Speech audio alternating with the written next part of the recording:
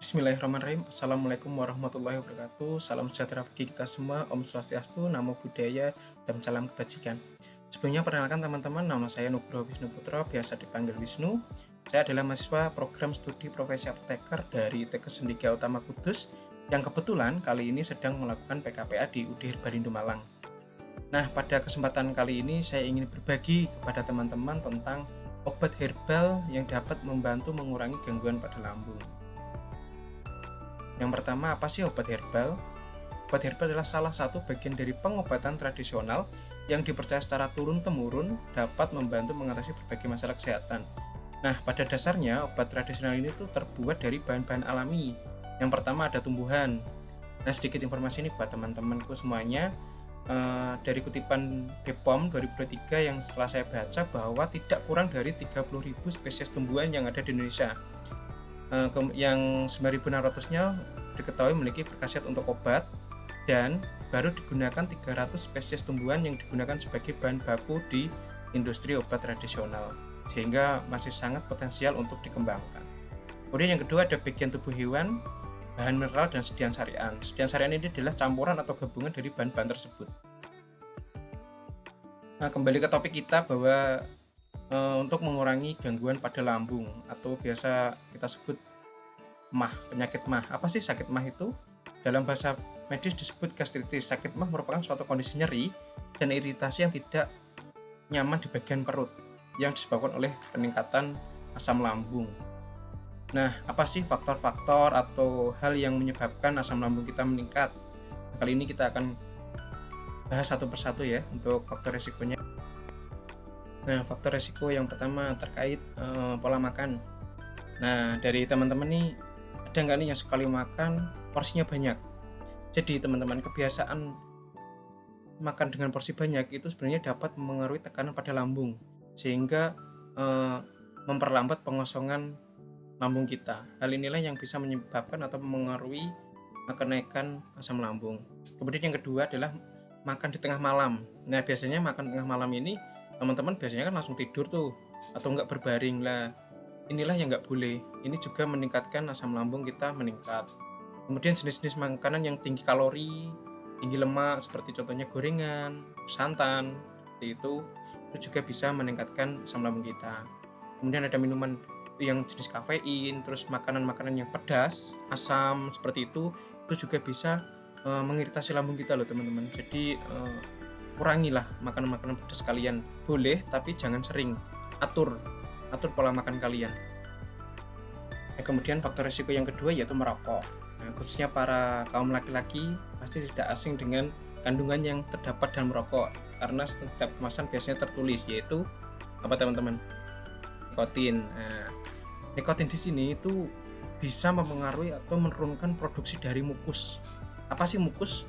Mukus di sini berfungsi untuk melindungi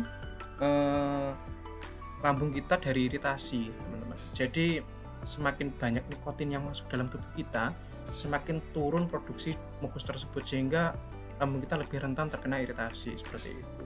Kemudian yang kedua, nikotin juga merangsang pusat makan alias jadi tahan lapar seperti itu. Jadi teman-teman mungkin yang sering merokok jadi kadang malas makan. Nah, disinilah pola makan jadi berubah atau tidak teratur. Nah, karena pola makan yang tidak teratur inilah juga bisa meningkatkan asam lambung kita meningkat. Kemudian yang ketiga, faktor resiko ketiga yaitu stres. Jadi setiap orang yang stres parah, biasanya stres banget lah karena tugas, karena apalah, itu biasanya juga bisa memicu yang namanya aktivitas saraf simpatik. Nah, saraf simpatik inilah yang memicu atau merangsang peningkatan asam lambung kita, teman-teman. Nah, yang kemudian yang keempat yaitu infeksi bakteri. Bakteri ini adalah bakteri Helicobacter pylori ya teman-teman ya. Biasanya bisa menginfeksi atau terinfeksinya itu karena dari lingkungan sekitar atau rumah kita mungkin kotor atau kurang bersih.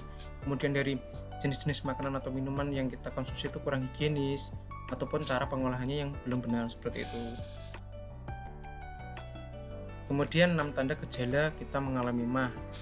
Yang pertama, terasa nyeri atau rasa seperti terbakar pada bagian perut ya teman-teman. Kemudian mual hingga muntah. Kemudian kehilangan selera makan. Perut juga terasa kembung dan terus-menerus bersendawa. Juga terjadi diare, dan kadang sering cekukan seperti itu. Nah, ini contoh produk Herbalindo yang berkhasiat untuk membantu meringankan gangguan pada lambung, namanya basmah ya teman-teman ya. Basmah ini kalau saya baca artinya di Herbalindo yaitu bebasmah teman-teman. Kemudian komposisi dari jamu ini itu ada 4. Yang pertama itu ada aloe vera atau biasa disebut lidah buaya. Kemudian yang kedua ada curcuma santorisa rob atau temulawak. Yang ketiga ada Ageratum conizoides atau daun bandotan. Kemudian yang keempat ada Lubricus rubellus yaitu cacing tanah merah teman-teman. Nah, kemudian kita akan bahas satu persatu dari komposisi tersebut. Yaitu yang pertama untuk lidah buaya berkhasiat sebagai antiinflamasi, antibakteri, antidiabetes, dan gastroprotektif. Lidah buaya sendiri itu memiliki beberapa kandungan senyawa aktif teman-teman, seperti contohnya asam fenolat, asam lemak, indol, alkaloid, dan sebagainya. Kemudian ekstrak lidah buaya juga dapat menghambat sekresi asam lambung dan memberikan perlindungan terhadap mukosa lambung karena adanya khasiat dari kandungan lektin dan aktivitas gastroprotektifnya. Kemudian komposisi yang kedua yaitu ada temulawak, yaitu yang berkhasiat sebagai antioksidan, analgetik, antibakteri, dan meningkatkan nafsu makan. Temulawak sendiri itu memiliki beberapa kandungan senyawa seperti flavonoid, xanthorizol, kurkuminoid, ada minyak ciri, protein, dan mineral. Nah, fungsi atau dari kurkumin sendiri itu memiliki efek sebagai analgetik teman-teman, karena dapat menghambat kerja enzim siklooksinase dengan menyebabkan asam marikudinat tidak dapat berubah menjadi prostaglandin. Nah, kemudian kurkumin juga dapat menambah nafsu makan teman-teman dengan cara memperbaiki kelainan pada kantong empedu dengan memperlancar pengeluaran cairan empedu dan pankreas sehingga terjadi peningkatan aktivitas pencernaan yang membuat pengosongan lambung lebih cepat. Kemudian komposisi yang ketiga yaitu ada daun bandotan yang memiliki khasiat sebagai antiinflamasi, antioksidan, anti diare. Tadi kan untuk gejala atau yang dialami dari penderita mah itu ada diare juga kan teman-teman, ada mual muntah, ada perut kembung. Jadi manfaat dari bandotan ini bisa mengurangi gejala yang dirasakan oleh penderita mah teman-teman. Nah, dan bandotan ini juga memiliki beberapa kandungan senyawa aktif seperti alkaloid, flavonoid, tanin, glikosid, dan mineral. Nah, dari kandungan tanin dan flavonoid ini dianggap bertanggung jawab untuk mencegah diare dengan meningkatkan resorpsi air dan elektrolit di usus besar dan juga dapat mengurangi iritasi usus sehingga mengurangi laju peristaltik. Kemudian untuk komposisi yang keempat yaitu Lubricus rubellus atau cacing tanah teman-teman, yaitu berkhasiat sebagai antiinflamasi dan antibakteri. Cacing tanah memiliki mekanisme imunitas terhadap organisme patogen dengan cara menghasilkan hyalin, granular amobasitas, dan oragositas yang mempunyai kemampuan dalam menghasilkan produk ekstraseluler yang bersifat sitotoksik dan antibakterial. Kemudian cacing tanah juga menghasilkan enzim lisosomal atau disebut lisosim yang penting untuk melindungi dari serangan mikroba patogen. Nah, kemudian untuk aturan pakainya teman-teman. Jadi untuk aturan pakainya itu ada 2. Untuk ketika kita sakit yaitu 3 kapsul diminum 3 kali sehari. Jadi 1 kali minum itu 3 kapsul ya teman-teman ya. Kemudian untuk pencegahan yaitu 3 kapsul tetapi diminumnya 1 kali sehari. Nah, perlu diperhatikan bahwa setiap kita mau mengkonsumsi obat apapun itu obatnya, selalulah perhatikan tanggal kadaluarsanya teman-teman ya. Dan aturan pakai sebelum mengkonsumsi obat tersebut. Nah, cukup sekian paparan dari saya. Semoga paparan ini bisa bermanfaat bagi kita semua. Saya mohon maaf jika ada salah kata selama melakukan presentasi ya teman-teman ya. Kemudian saya ada satu quote nih buat teman-teman nih, yaitu asam lambung kambuh tidak selalu karena makanan. Ingat, stres juga menjadi faktor utama asam lambung naik. So, jangan banyak memikirkan dia yang belum memikirkanmu teman-teman.